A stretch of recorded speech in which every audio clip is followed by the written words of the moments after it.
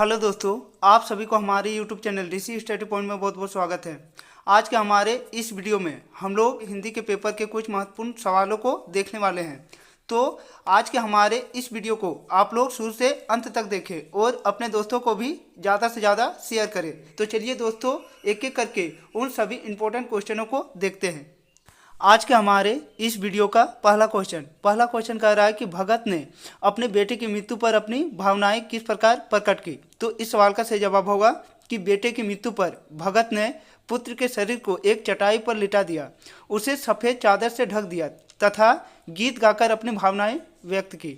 उनके अनुसार आत्मा परमात्मा के पास चली गई, विरहनी अपने प्रेमी से जा मिली। यह आनंद की बात है, इससे दुखी नहीं होना चाहिए। हमारा नेक्स्ट क्वेश्चन, हमारा अगला क्वेश्चन है कि लेखक को नवाब साहब के किन हाव भावों से महसूस हुआ कि वे उनसे बातचीत करने के लिए तनिक भी उत्सुक नहीं हैं।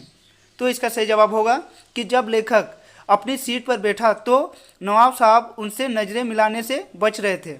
नवाब साहब खिड़की के बाहर देख रहे थे। इन हाव भावों से पता चलता है कि नवाब साहब लेखक से बातचीत करने के लिए तनिक भी उत्सुक नहीं था। हमारा अगला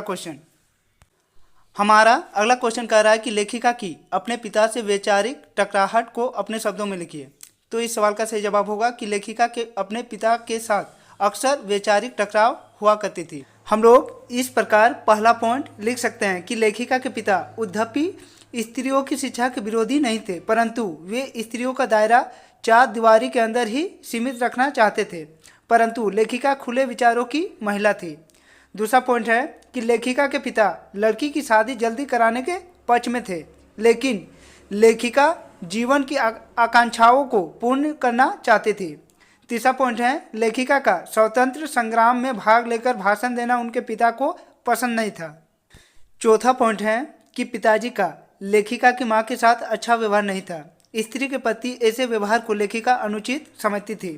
पांचवा पॉइंट, बचपन के दिनों में लेखिका के काले रंग रूप को लेकर उनके पिता का मन उनकी तरफ से उदासीन रहता था। हमारा अगला क्वेश्चन है कि साहस और शक्ति के साथ विनम्र हो तो बेहतर है, अपने विचार दीजिए।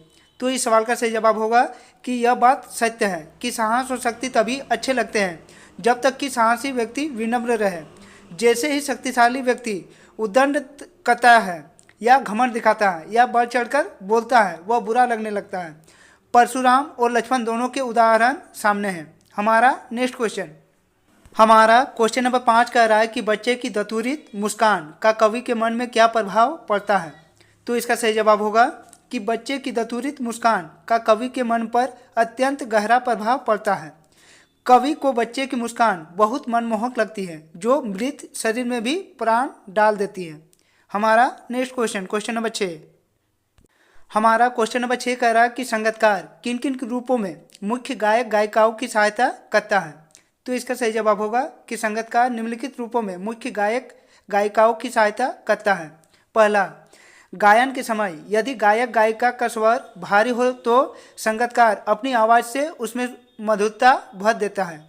दूसरा पॉइंट कि जब गायन करते समय मुख्य गायक गायिका अंतरे की जटिलता के कारण तानों में खो जाता है तो वह उसके अस्थायी स्वरूप को संभालते हुए गायन करता रहता है।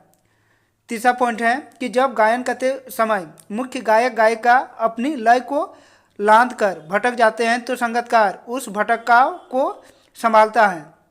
चौथा पॉइंट कि तार सप्तक के गायन के समय गायक गायिका का स्तर धीमा होने लगता है तो वह उसकी गायन में अपने स्तर को मिलाकर उसकी गति को सुर का साथ देता है। हमारा नेक्स्ट क्वेश्चन नंबर 7, हमारा क्वेश्चन नंबर 7 कह रहा है कि जितेंद्र नार्गे की गाइड की भूमिका के बारे में विचार करते हुए लिखिए कि एक कुशल गाइड में क्या गुण होते हैं। तो इसका सही जवाब होगा कि नार्गे एक कुशल गाइड था। वह अपने पेशे के प्रति पूरा समर्पित था।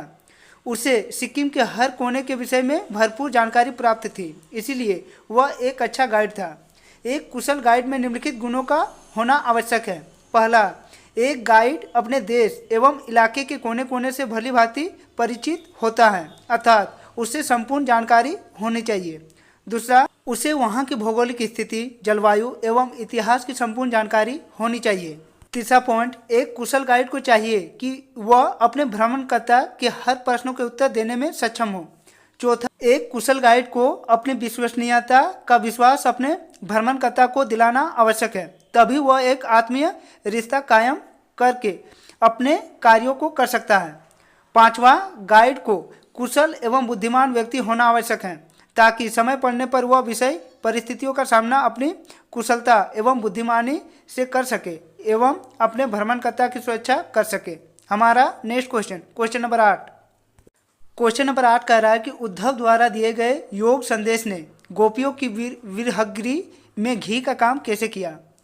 तो इसका सही जवाब होगा कि गोपियों को आशा थी कि श्री कृष्ण लौट कर आएंगे, किंतु वे नहीं आए और उद्धव को योग संदेश देने के लिए भेज दिया। विरहगृह में जलती हुई गोपियों को जब उद्धव ने योग साधना करने एवं श्री कृष्ण को भूल जाने का उपदेश देना शुरू किया, तब गोपियों की वेदना और भी बढ़ गई।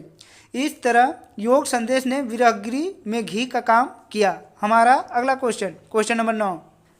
हमारा क्वेश्चन नंबर 9 कह रहा है कि मृग तृष्णा किसे कहते हैं? कविता में इसका प्रयोग किस अर्थ में हुआ है? तो इसका सही जवाब होगा कि मृग तृष्णा दो शब्दों से मिलकर बनी है, मृग एवं तृष्णा। इसका तात्पर्य है आंखों का भ्रमण, अर्थात जब कोई चीज वास्तव में ना होकर भ्रमण की स्थिति बनाए उसे मृग तृष्णा कहते हैं। इसका प्रयोग कविता में प्रभुता की खोज में भटकने के संदर्भ में हुआ है। इस तृष्णा में फंसकर मनुष्य हिरण की भांति भ्रमण में पड़ा हुआ भटकता रहता है। हमारा नेक्स्ट क्वेश्चन, क्वेश्चन नंबर 10। हमारा क्वेश्चन नंबर 10 कह रहा है कि माँ को अपनी बेटी अंतिम पूंजी क्यों लग रही है? तो इसका सही जवाब होगा कि माँ को अपनी बेटी उसके खुशियों तथा उसके कष्टों का एकमात्र सहारा होती है। बेटी के चले जाने के पश्चात माँ के जीवन में खालीपन आ जाएगा। वह बचपन से अपनी पुत्री को संभालकर उसका पालन पोषण एक मूल्यवान संपत्ति की तरह करती है, इसीलिए माँ को उसकी बेटी अंतिम पूंजी लगती है। तो बच्चों, यदि आप लोगों को आज का हमारा यह वीडियो अच्छा लगा तो हमारे इस वीडियो को लाइक कर दे, इस चैनल को सब्सक्राइब कर ले और बेल आइकन को दबा ले। आज के हमारे इस वीडियो को अपने दोस्तों के साथ ज़्यादा से ज़्यादा शेयर करें। तो चलिए दोस्तों, और एक नए वीडियो के साथ फिर मिलते हैं, तब तक के लिए बाय।